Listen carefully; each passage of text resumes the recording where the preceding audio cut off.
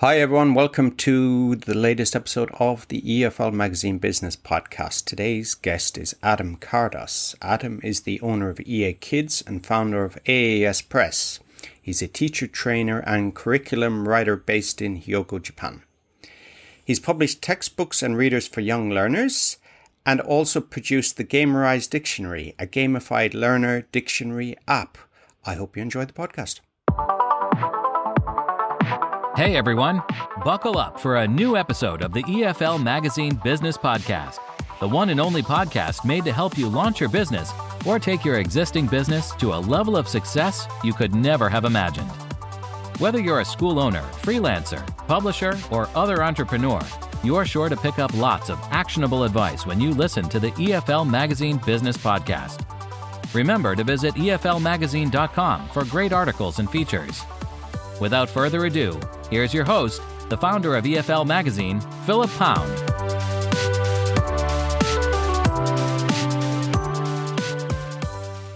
Hi everyone, welcome back to the latest episode of the EFL Magazine podcast, and I'm delighted to have our guest here today, Adam Kardos. Adam, how are you? I'm great. Hello. And where are you today? So I'm at our school, our main school in Kawanishi in Hyogo, just outside of Osaka. Just outside of Osaka. So tell me something interesting about Kawanishi. Ooh, what's interesting about Kawanishi? I didn't you started with a real hardball question right there. I think it's famous for figs.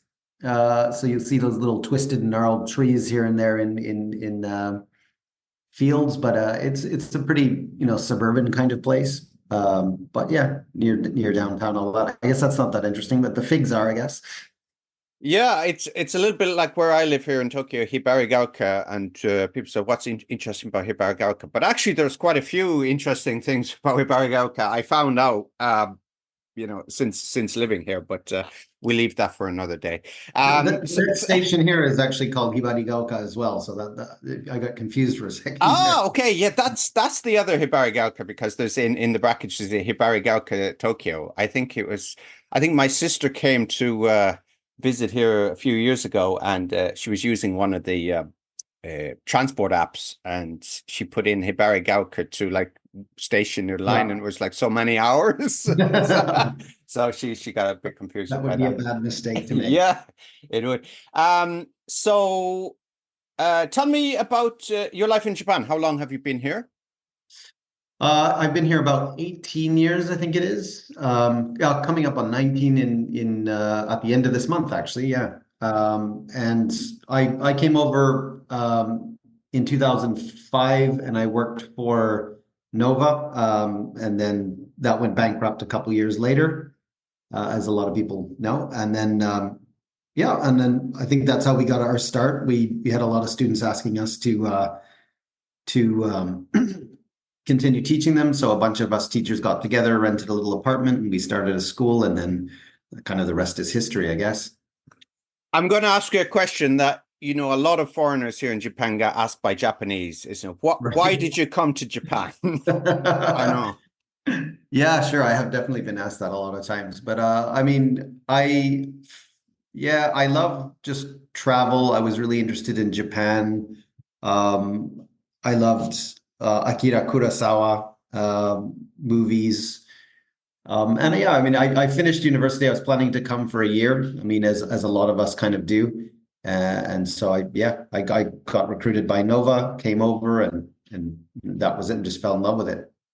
It's interesting that you like Kurosawa movies. Like I do too, but it's very hard to find Japanese people that like Kurosawa movies. True. Yeah. I do remember people would ask me that, and they'd be like, "Who? Sorry?" Oh, they're like, "Oh, the black and white movies." Yeah. I did actually manage to find somebody who likes Kurosawa, and I could geek out with her about the Kurosawa movies. But yeah, it reminds me to revisit some of them. So thanks for that. So yeah, you came over. You liked Japanese culture. You came here to work for Nova. And where did you start out in Japan? In the countryside or in the city? Exactly where I am now, in Kawanishi. I was put in this branch in Kawanishi, and that's just kind of I met the woman who's now my wife, and her hometown was actually Kawanishi as well. So it's just all kind of been exactly here since the beginning, pretty much. Wow. And so your own home life, you're from Canada originally. Tell me a little bit about town you grew up in. Was this city, countryside, or? Yeah, I'm from Montreal, so it's one of the bigger cities in the French part of Canada, in Quebec. Um, yeah, yeah. What else? What else do you want Okay. to know? Well, I mean, I've heard. I've never been, but I do want to visit. But I've heard you've probably heard this as well, that Montreal is like New York ruled by the Swiss. Is that right, or run by the That's a pretty, Swiss? actually, I haven't heard that, but I'd say that's a pretty good, it does have some resemblances to New York, kind of in just the vibe of the town. Some of the architecture is a little bit similar as well. And they're not so far apart. And also both very famous for bagels. And anytime I meet someone from Montreal, I need to have from New York, I need to have the whose bagel is better debate. Oh, okay. That's something I don't know about. But how about bagels here in Japan? Have you managed to find anywhere to get good bagels? No, no, No. they not even close. There's circular bread here. It's just not at all a bagel. Yeah, I know it's there's a few things you miss. Pita bread. I did find somebody in Tokyo actually makes pita bread, good pita bread, good bagels. Black Forest cake, Black Forest gateau is I haven't been able to locate anywhere in Tokyo. I'll just have to make it myself. But yeah, anything else you miss from back home? Mm. How long have you been in Japan? I've been here for 12 years now, going on 13 Yeah. years. Yeah, you start to kind of forget. I mean, especially with COVID and stuff, I haven't been back for such a long time. I guess um spending like eating and drinking outside and on terraces and stuff like that, that's something that's really big in Montreal, but you don't see too many outdoor kind of terraces in the cities here. And garbage cans on the street. I miss that. That's annoying not having. Yeah, I know. It's like Japan is so immaculately clean, but there's Yeah. no, as you said, garbage cans anywhere. It's very, very difficult. And even the convenience store now, a lot of them have sealed up since COVID, haven't they? And Yes, that's right. And they just yeah, never to go back, right? never to go back. Yeah, and I think some people resort to putting their trash rubbish into people's bicycle baskets, don't they? You often see that going by. Yeah, discarded pet bottles and cigarette packets in the. Yeah, I forgot that. It's yeah, you're probably the same. My pockets are filled with wrappers and Yes. different sorts of things. So yeah, coming to Japan, Nova, and starting out, how long did you spend teaching there? So it was just over 2 years when it went under. Yeah, yeah. So it was just a couple years, and then I remember I came to we started getting late payments for our salaries, and then there was rumors that the staff weren't getting paid and stuff like that. And so that was when we started passing out business cards and stuff and saying like, oh, you need looking for a private teacher, you can't book a lesson here. And then the day that we decided to open our school was the same day by coincidence that when we went to our Nova branch, the shutters were closed and it was all the jig was up, it was over. Wow. So for those who are not familiar, for those who maybe forget, like me, I think it was Nova. They had a massive expansion plan, and it just Mhm. went belly up. Is that more or less what happened, or can you give me I more think so. Yeah, details? I think they had, I mean, from things that I've heard since, they had something like 900 schools across the country, and they had like they had something like 70% of the market. Don't quote me on this. This is all probably just gossip and stuff, but they had a large percentage of the market share, and they were expanding kind of beyond that. So yeah, Yeah, and maybe overexpanded a bit. yeah, I'd heard that as well about people not getting their salaries, and which is unusual here in Japan. Of course, it's like everything is on time, and people pay. I Mhm. defaulting on loans and debts is something like less than 2%. I think Oh, is I it? Is talked that to right? I talked to a guy in a debt collection agency, and he said, defaults is less than 2%. In other countries, I'm sure it's much higher than that. But, if anyone is familiar with Japanese business practice, invoices are always paid on time, aren't they? There's no, you don't have to call up and ask to be paid. No, that is true. Maybe that job is not needed here in Japan. So, leaving Nova, how was that? Was that a stressful time for you, or not so much because it was because you were transitioning to your own business? Well, in some ways it was stressful, but in hindsight, it was the best thing that ever happened to me. And it was really the start of my real career that I'm in now. But yeah, no, I was there in Japan here in Japan for a couple of years, and I still had a very kind of a young kind of adventurous spirit. So it was just something really exciting, and some people would be quite upset to hear me say it, but I thought it was quite exciting. It was really, I'd never been through a bankruptcy or anything like that. I had a lot of good friends, and there were lots of parties and meetings and stuff like that. People talking about what they were going to do. It was a big deal. So it was interesting. Yeah, and you mentioned that some of the students were leaving, and the company was faltering, and you started getting students from the very beginning. Did you? How did that happen? How many students did you have initially? So we started to hand out business cards when people weren't being able to get their lessons and stuff, and we knew it was kind of all over. So when we first opened, I think in the first couple of months we had about 60, which is a pretty good start. I now know from talking to a lot of different school owners and stuff like that, it's a nice quick start. But we had 5 partners, which is 60 students, not enough for 5 teachers to live on. But yeah, so that was the beginning. Oh, I see. Yeah. Starting out with 5 partners. If you had to go back, do you think you would have made that decision to go in with 5 partners?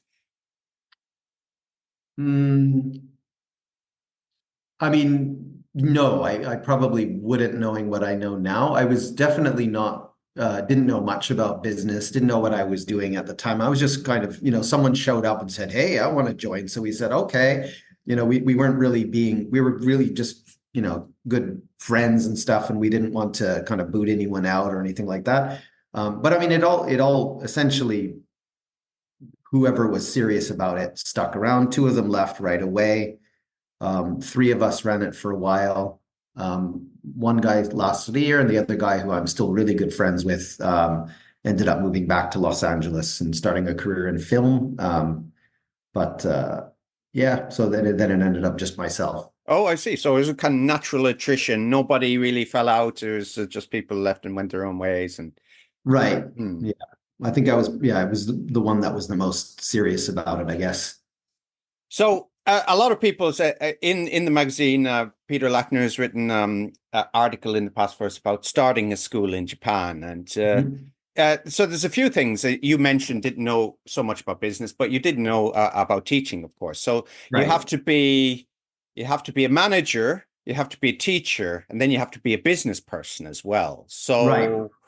were you able to wear all hats, or could that be kind of shared among the partners? Or Yeah, I like that. That's a topic that comes up sometimes in the forums, the online forums between owners and stuff like that. But I think that's what I like about the job most of all. You've named 3, but I can name about 15 other roles that you need to have. You need to be a singer. You need to be like an engineer, a Mr. Handyman. You need to be, a child psychologist. There's so many different hats you have to wear. But I feel like that's just something that suits my personality. Like I enjoy a lot of different things, and I'm interested in a lot of different things. So I find that just keeps my days more interesting. There are some things that I like less. I don't like doing accounting too much. But yeah, it really is. You use every different part of your brain for sure. so very much a job for a generalist and somebody who likes doing different things. But yeah, it's sorry for going to crush you there, but it seems to be let's say the entrepreneurial gene is in people that visit other countries, isn't it? We say we have the the explorer gene, the entrepreneurial gene as well. So you think for you say, okay, I go to live in Japan, completely different country, unfamiliar culture. Some people, they might recline from that, wouldn't they? They feel intimidated. But for you, it seems like you've thrived on uncertainty and difference. Yeah, that does sound about right. No, I mean it's interesting that you mentioned the entrepreneurial gene. I definitely feel that is a thing. It's definitely something that you have or you don't. I mean, my family, my father was a business owner. He owned a restaurant in Canada. Mackie, my wife, her family was in business. So when we first met each other, we realized that we both had the same kind of tendency to, like, when you go into a business, you kind of look at, like, if it's a cafe, you'll count the number of chairs and the prices on the menu and go like, how does this work? Like, you kind of, the wheels turn on that sort of thing. Yeah, and that's I don't know the percentages of business owner entrepreneurs that had parents were in business, but I'm sure it's pretty high. I know I chatted to Rob Howard a couple of years ago about that, and his I think his family. If Rob, if you're listening, I can't remember. I think it was a hardware store, but it's the same thing. It's the customer service dealing, it's the cash flow, it's the Right. it's just a nous of business, isn't it? That you grow up with. Right. And a lot of people don't think about those things, right? Exactly. They, as many people say, most people consumers rather than producers, aren't they? Right, So right. yeah, that's it. So the school, how long have you been running the school now? So that would be 16, I guess 16 years, yeah. Oh, 16 years. And tell me about how that life cycle looks, because we've got a few bumps along the way, haven't we? We had like a large earthquake here in Japan. We had COVID, and then migrating to online lessons, and then there's in the background there's always like population decline as well. So all of those like variables and incidents, accidents. So how has that affected your business? Interesting question. Yeah. Yeah, certainly. One of more recently, especially after COVID, I think everybody kind of realizes that you don't just open up and sort of just do the same thing for years and it stays stable. It's a very tumultuous ocean that we're afloat in, right? There's always different things happening. And I've done a lot of in recent years, I've done quite a lot of research on population trends in the market, that sort of thing. I'll buy research reports, white papers, and stuff like that on the market to kind of understand what's going on. And I think I mean, the biggest experience of that I've had was earlier on we started as an adult school. So when we first started, 100% of our students were adults. And then that grew in quite big. We had probably about 250 adults at one point. And then we opened a kids program and it wasn't doing much. And then suddenly it took off. And then we had probably 250 children join as well. And I just thought, oh, that's great. That's wonderful. But little did I know those were kind of trends that were going on in the industry at large. It wasn't just something that we were doing, right? And then adults started to kind of decline a little bit. And then I think with COVID, that sort of the competition with online kind of really got accelerated, I think, by COVID. So our adults business has dropped down to a very small amount of what it used to be. But luckily, we've kind of mostly transitioned to young learners, and we've done a lot of different things. We've done preschool. Before we started the interview, I mentioned that we do after-school programs, longer hour programs for kids. And that's also a really growing trend. It's something that I've done a few seminars on as well. It's looking like that sort of Gakudo or after-school program style English school is ready to really take off and really grow. We've seen some newer schools in the market, like Kids Duo, expand quite rapidly, in not maybe to the same degree, but similarly to how maybe Nova did in their peak, right? So there's certain sort of new forms of English schools that will have an explosive growth, and then possibly at some point a bit of a decline or something like that as well. So by kind of like diversifying and trying a lot of different things, we've kind of managed to keep on growing, even though parts of our business have really, shrunk and nearly disappeared at the same time. Yeah, what would you put the decline in adult learners down to? I mean, I definitely think there's a number of factors. The biggest one I would think is probably switching to online. That's one. I think with COVID, also travel. A lot of one sort of segment of the adult market is travel, particularly elderly people who travel. That really kind of faded out. If it's English for business, I think doing online lessons is a lot more convenient and obviously a lot less expensive as well.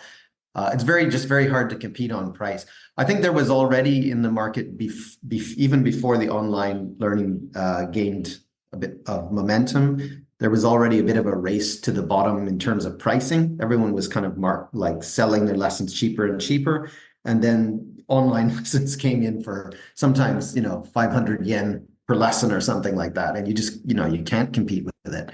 So I do think those are probably the biggest factors there. That's true, isn't it? And also, sometimes you get students to for particular skills like writing emails, but now, of course, AI can do that for them in English, can't it? Yeah, I think we haven't even really felt the impact of that yet. I think that is going to definitely disrupt, but I think in general, Japan's a little bit slow to react to that kind of thing. So I think we'll probably see in the next 2 years, more of an impact of that. I think the young learners market is a lot safer, a little bit more robust against digital things like AI. Okay, so tell me about the school. You're still at the same location. How did you expand? You took in more students. Did you have new locations or just a bigger building, or how did that? Yeah, we were on a kind of a street with a walking street, and we had one we're right across from the station here, and we had one small location, and then every time new spaces kind of went open for rent in the building, we thought, ooh, we're not really ready for it, but if we don't rent that now, someone else is going to move in. So we just sort of rented spaces and then created programs to fill the spaces. So we've got we're in two different buildings on the same street. One of them is mainly a preschool, after school kind of thing. And then in our main school, we've got now 2 floors, and we've rented out a bunch of different spaces. So our main thing is really this main branch in Kawanishi. And then we do have a program. There was a big private elementary school in Hibarigaoka, actually, the other one, which opened. They were looking for a school to run an after-school program, and one of the teachers' sons came to our gakudo, so they contacted us, and we opened a program for them. And then since that's grown quite significantly. That's become a big chunk of what we do as well. We dispatch a few teachers there. We have a program at their yochien and one at the elementary school as well. So that's kind of been the biggest thing. We kind of took over a school in Kobe during COVID. There was a school owner that said, I can't sustain this anymore. Go ahead. And we ran that for a couple of years. But it didn't really kind of grow the way we experienced here in Kawanishi. So we actually, just this year, we also passed it along. We didn't even sell it. We just kind of handed it over to someone. And what would you put that down to? I mean, you're obviously well known, established in Kawanishi. You know in the local area. Was it just too hard to manage remotely, or is the market somewhat different in Kobe, in a bigger city? Or yeah, no, I think it's both. I do think that in a sense we're spoiled in that we have we have a reputation in this area as kind of being the place for English for kids in particular. I mean, during COVID, when we stopped flyering, we kind of stopped advertising altogether and got a little bit nervous. Like, whoa, how are we going to survive? But we just continued to get new students coming in all the time. So even without marketing, we seem to have that stability. So as you mentioned, I think just being established is one. But the other, I mean, it's demographics. I don't think we did enough research in the particular area that it is in Kobe. There's just not a lot of children. So I mean, that's got to be the biggest factor, right? If you're going to open a new school, if anyone's, listening to this podcast and is thinking about that kind of thing, do your demographic research and trust that, because that doesn't lie. There need to be children there, and they need to also have a particular the families need to have a particular attitude towards education. You'll find certain areas like Nishinomiya, which is here in Kansai as well, where you've just got a huge amount of competition, so many different jukus and English schools and stuff, but they're all doing well. And that's just it's what they'd call a kyoiku neshin area, right? A place with an educational fervor, I guess is how it would translate. Yeah. Okay. Yeah. Interesting. So some people more interested, and yeah, I think if the listeners want to listen to a podcast from quite a while ago, actually, with Simon Moran, who you might know, Simon. Yeah. He talks about that, about where to put a school, and on certain train lines, etc. Yes, he would know that very well, I think. Yeah. Yeah. So he's the guy to talk to. So you started school, things were going swimmingly, and you thought about branching out, diversifying a little bit into publishing. Is that right? Was that your first venture outside of school itself? Yeah, that's right. Yeah. Should I tell the long version or the short version of that? Well, if you have a long version, please do. Yeah. Right. Well, yeah. So I think we talked a little bit about all of the different kinds of things that you have to do in running a school. It really, the curriculum development and the teaching part of it really is the thing that I'm the most passionate about. And for years I've been experimenting. I did a Cambridge Delta in CLIL. I visited Vietnam to do a CELT YL, and that's also where I kind of encountered content-based teaching. And then I kind of came back to Japan, and I felt so much like kids are coming for an hour a week, and they're doing these, if you look at the average English school for kids, there's a lot of kind of learning vocabulary, learning grammar patterns. Maybe it's not introduced as grammar or whatever, but that was a pretty dominant kind of paradigm in teaching for children in Japan. And frankly, I just thought, this doesn't work. We know this doesn't work. An hour a week of English lessons, just studying vocabulary and phrase patterns or whatever, doesn't get kids anywhere near where we'd really like them to be, and not where they tend to be in other countries as well. So that was always the big puzzle on my mind. And then we'd been experimenting with teaching using more holistic methods. So not nuts and bolts grammar and vocabulary, but teaching through stories, teaching through projects, more project-based learning, CLIL, teaching content through English. And it really was, for me, it was really working. Most our kids were coming longer hours. We tended to have them for three hours a week, around that. But I just thought the results were better. It was much more motivating. And it was probably after doing that for a good 10 years that I thought, okay, we're ready to put this into our own materials. We did also have a potential deal for creating curriculum for a much bigger company, which I won't, maybe I shouldn't name, but that fell through at the last minute. But I was just so excited about making these books. So we started our first series called the Awesome Adventure series, which is a combination of comic graded readers and activity books. So there's a lot of basically learning through stories, pop songs or songs that also integrate with the stories, and activities that allow the students to kind of interact with the themes and ideas in the story. So it's not language first, it's content first, and then the language kind of follows the content. So I think it's quite distinct from anything else that I've seen on the market. Yeah, and we just absolutely had to make it, and that's how we got started. Great.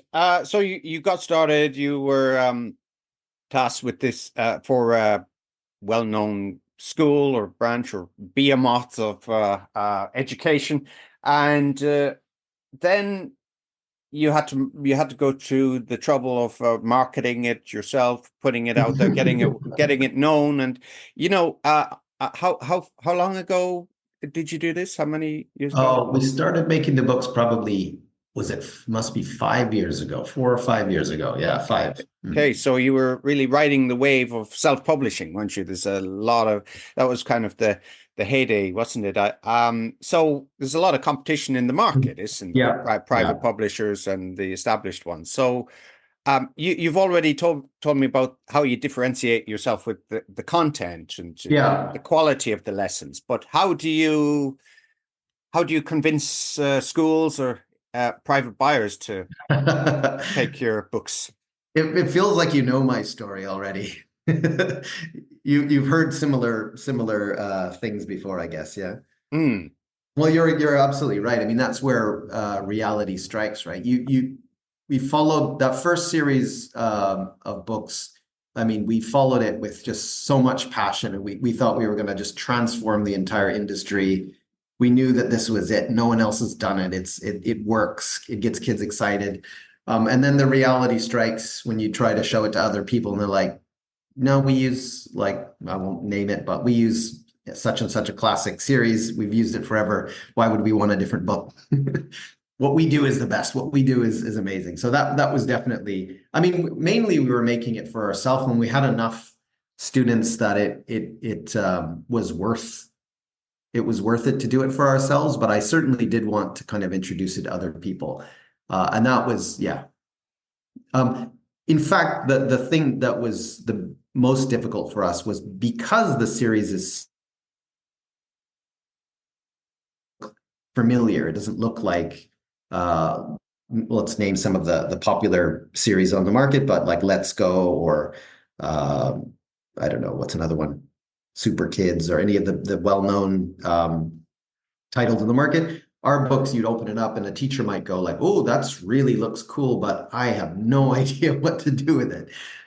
So that I think the sort of innovation in it was, in a sense, the biggest weak point in terms of trying to actually get it out there and have other people use it.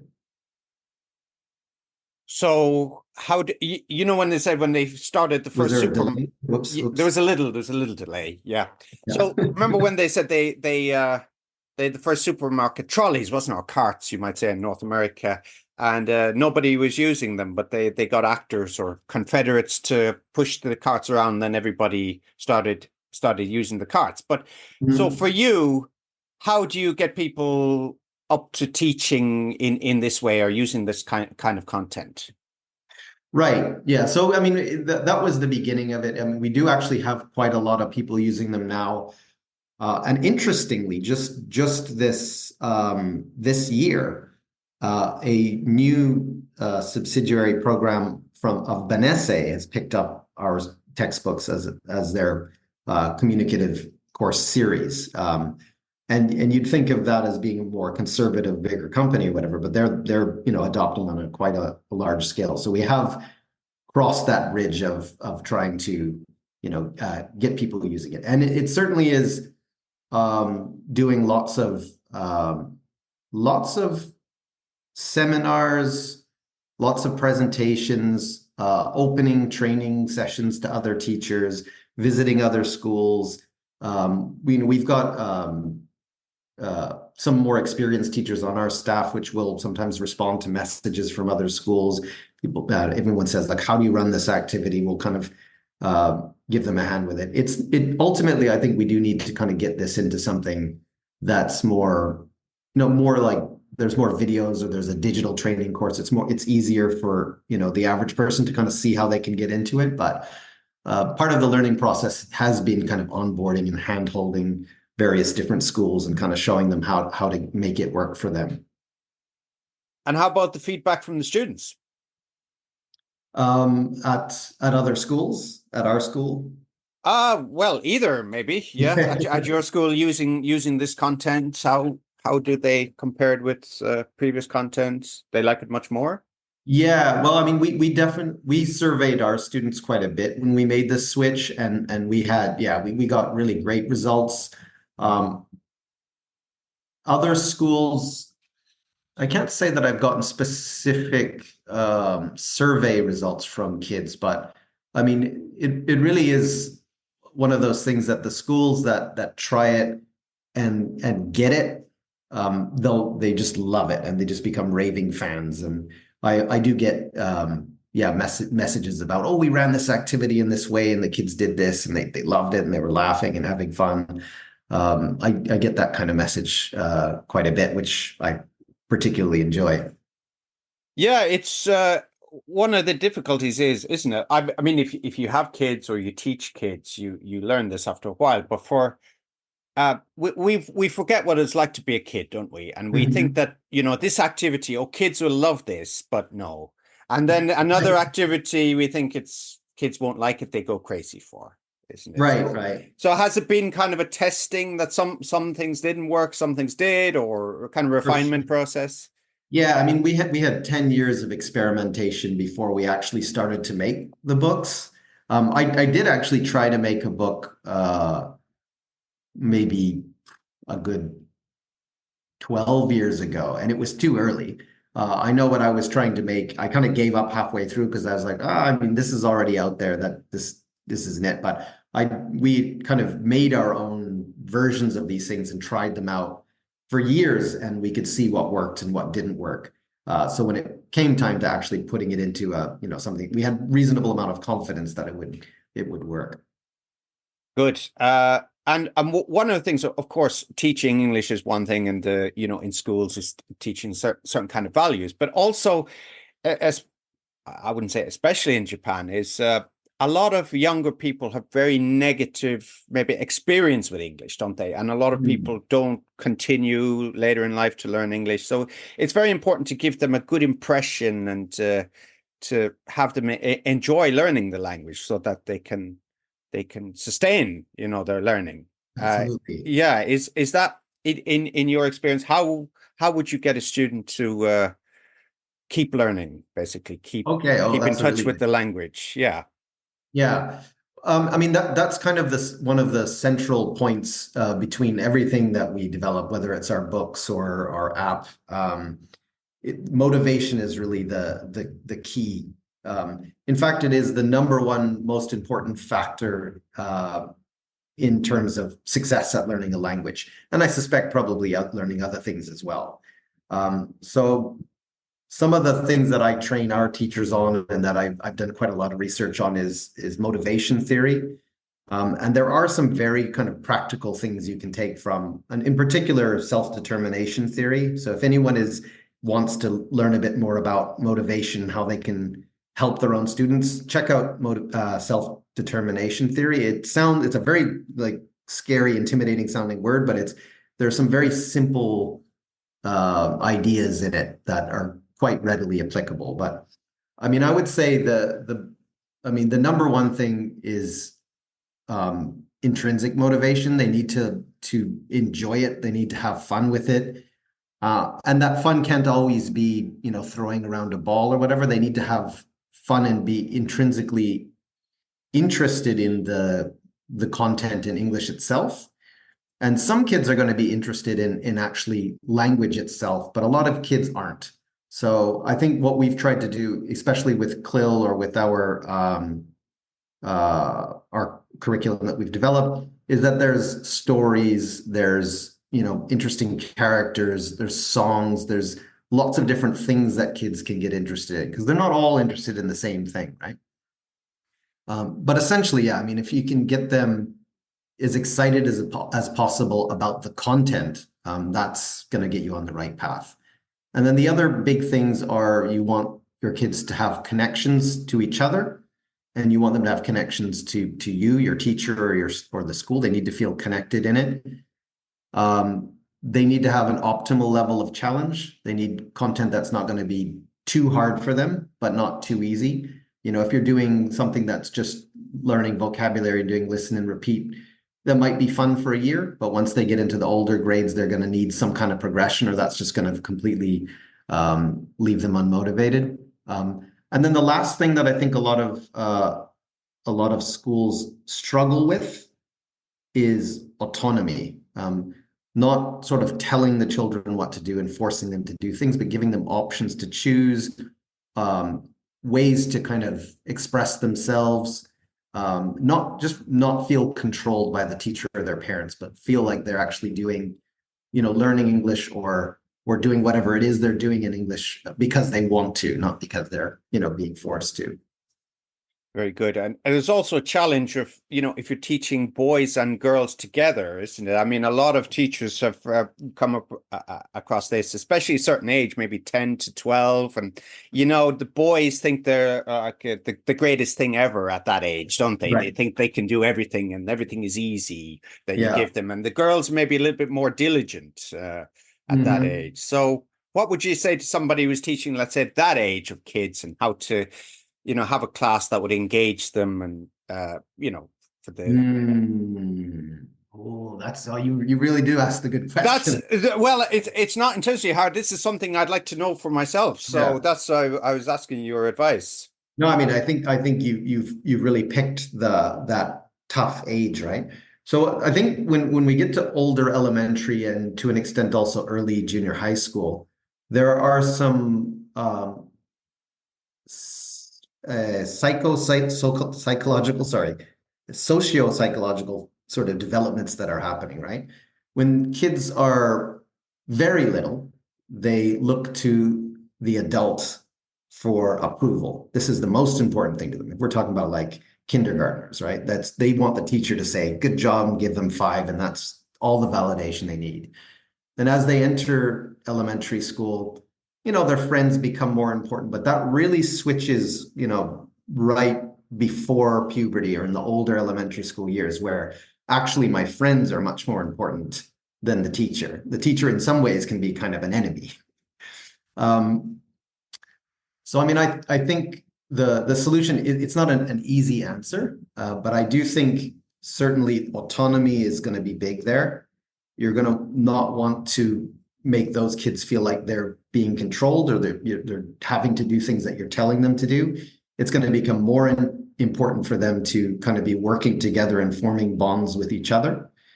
And having, again, choice and freedom to kind of do things. So if they're doing something more like projects that involve them kind of working together and the teacher's not sort of standing over them, but is just allowing them to get on with it, that's going to tend to be much more motivating.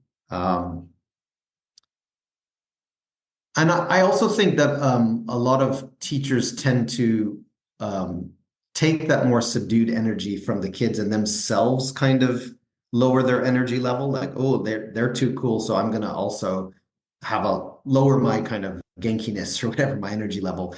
When often I think you shouldn't let that deter you. A lot of our curriculum uses songs, and we do songs even with teenagers, actually. And I think if you can create that light atmosphere in the classroom where, you yourself are being silly, the kids can feel, playing games and laughing and doing things that are a little bit childish is okay, then you're going to create an environment that is much more conducive to learning and kind of taking risks, which is, so important, right? But yeah, I think that's the big thing. Just don't let them kind of get. I'm only coming up with Japanese words here. Katamaru, what would you say?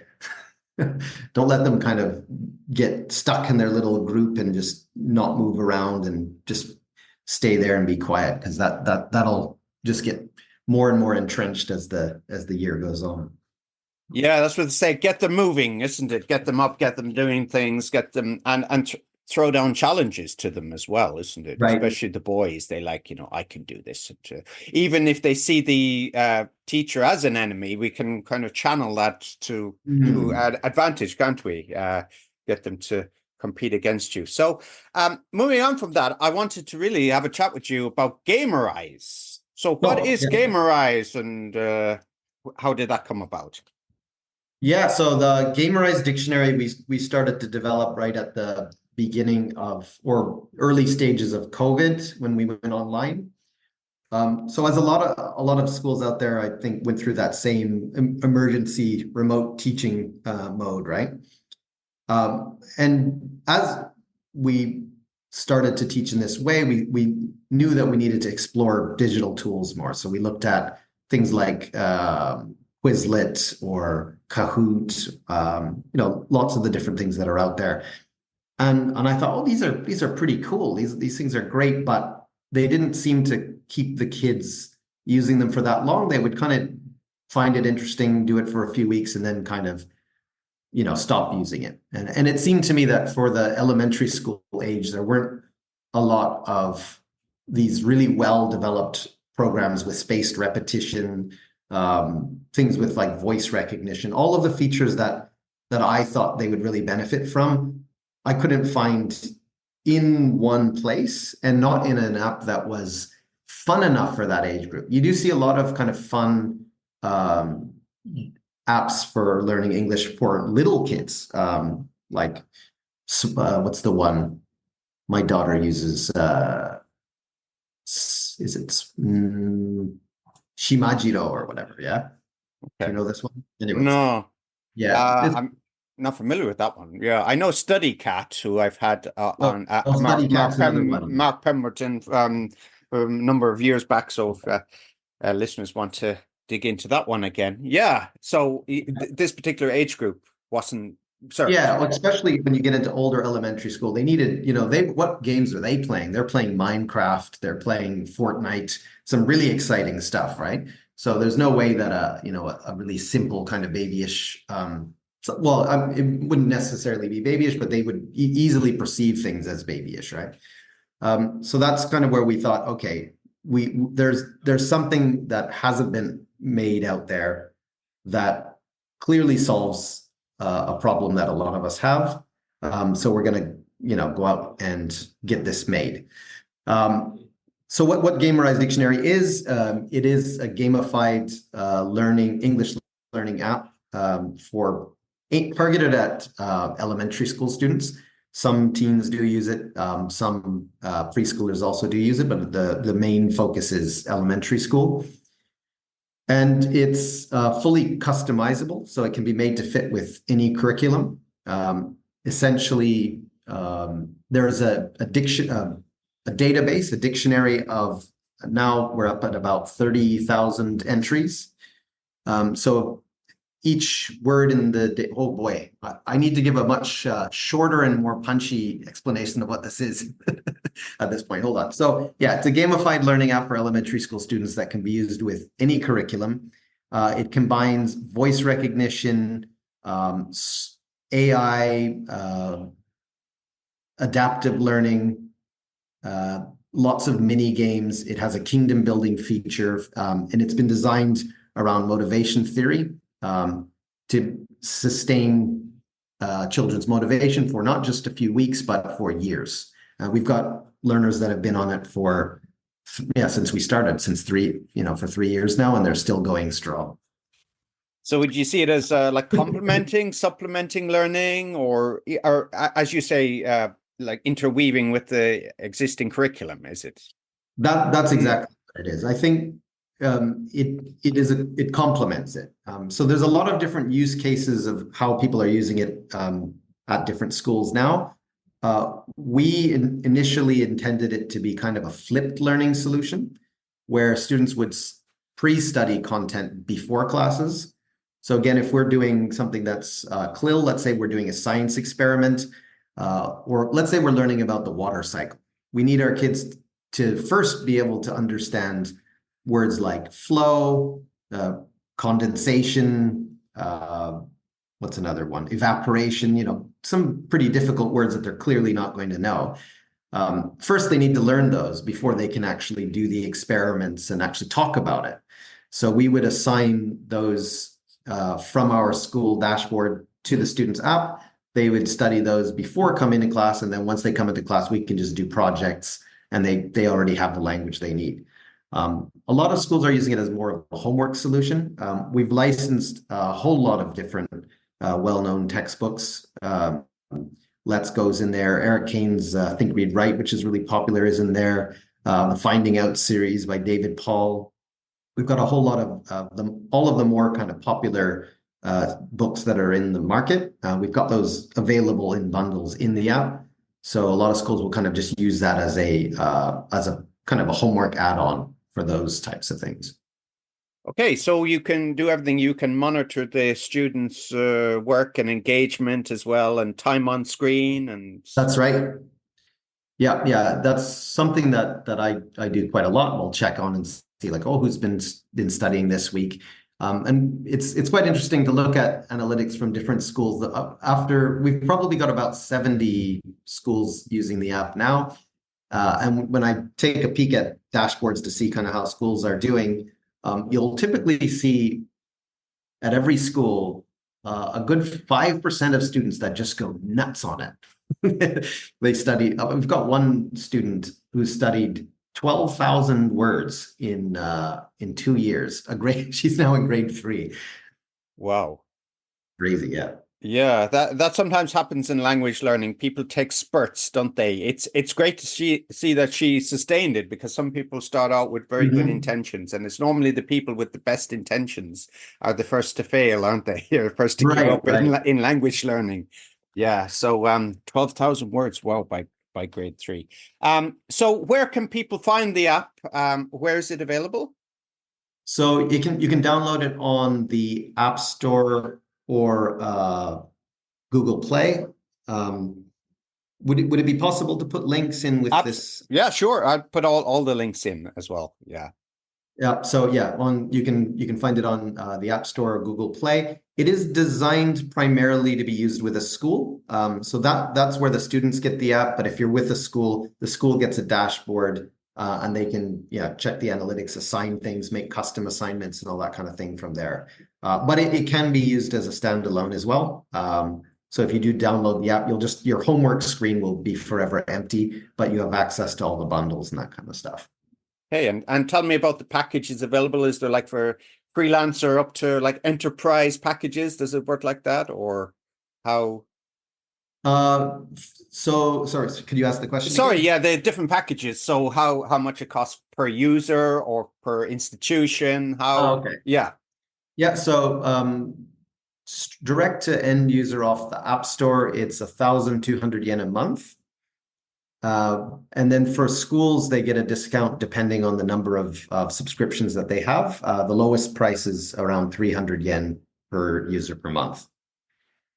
Yeah. Okay. And so getting people learning, obviously getting them to fall in love with the language, but for business advantage for schools. So obviously there's tracking. You can show parents like progress, and you can possibly get people onboarding with the software as well. What other business benefits does it have for schools? Oh, right. Yeah, no, I think that's one of the big points. So I'm glad you've asked that. One of the we actually did a case study very recently of Nico kids in Tokyo. It was an interesting opportunity to do a case study because they've got 2 schools in Tokushima and 2 schools in Tokyo. And then they used Gamerize just at the Tokyo schools. So when they launched the schools, they wanted to have something to kind of give them an edge. It's a really competitive kind of area. And they're also charging really at the upper end. I think they're charging like 15,000 yen for a 1-hour lesson or a 50-minute lesson. So really up at the top end of the range. So they wanted to have that to kind of offer a something a differentiator, right? And so looking at the data we got back from them, the first thing that really sticks out is the sign-up rates. The sign-up rates were really high. This is something that we've used at our school as well. Sorry, that's going to be popping into the sound, isn't it? Wish I could turn that off. Oh man. Is that going into your sound? I don't hear it. I saw it at the Sorry, I heard it a little while ago, but I don't hear anything now. Yeah, you got the OG San phone that goes off on the chain, is it? Yeah, it's line on my computer that's going beep bong beep bong. I just thought that would be entering the audio, but all right, sorry, where was I? Yeah, about the case study, wasn't it? Yeah, Nico kids, Yeah. right. So the sign up rates were significantly higher than the Tokushima schools. And that's something that we use a lot at our own school as well. When we're doing counseling with parents, we allow the kids to play Gamerize. And it's the same content that's in the demo lesson. And often enough, we find kids go, like when the counseling's over, they go, oh, I don't want to go home, I want to finish or whatever. So that is an extra kind of reason to join. The kids really want to have that app. So yeah, the sign up rates were much higher, and the retention rates were also just incredibly high. In the first year, I think they were at 95% or something like that. So really high retention rates. And yeah, the one big difference being just that app. That was the rest of the program is essentially the same. And yeah, we found a lot of schools. We often get the comment from schools when they first introduce Gamerize that they have a student that was about to leave, but then they announce the app and they try it out, and then they come back and say, actually, we're going to continue next year. I've had a bunch of stories like that. So that's another one. And then the last thing really is, learning outcomes, right? If you're getting better results from your classes, that's certainly going to appeal to one particular type of customer for sure. But a lot of them are going to, appreciate that their students are improving faster. They're also hearing them speak at home because the app relies quite heavily on voice recognition. When they're doing their homework, they're not just kind of scribbling by themselves or copying something down. They're actually speaking out loud, and the parents can hear them trying the same thing over and over and kind of improving their pronunciation.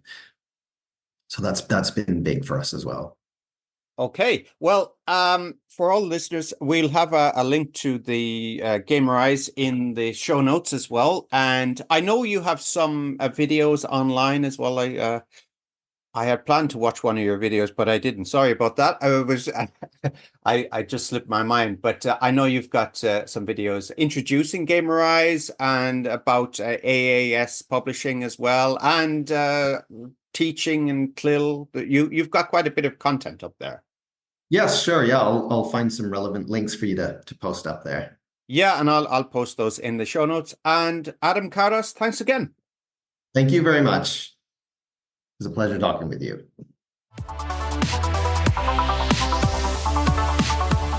Thanks for listening to the EFL Magazine Business Podcast with Philip Pound. For more great advice and resources, check out eflmagazine.com.